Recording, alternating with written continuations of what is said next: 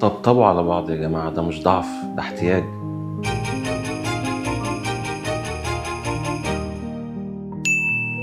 لو طبطبت عليها تبقى حنينة معاك، هتساعدك وتكمل معاك المشاوير الصعبة.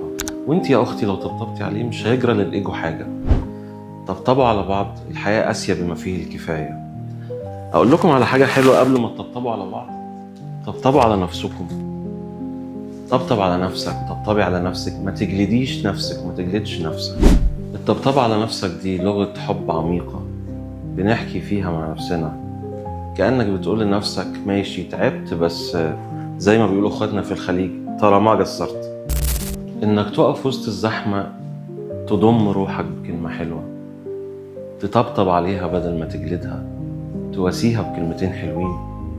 الطبطبة على النفس ده مش هروب، ده شكل من أشكال الشفاء.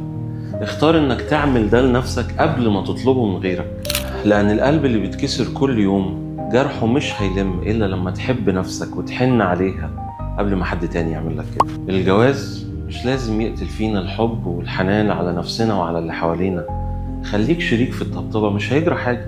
وسلامتك يا دماغي.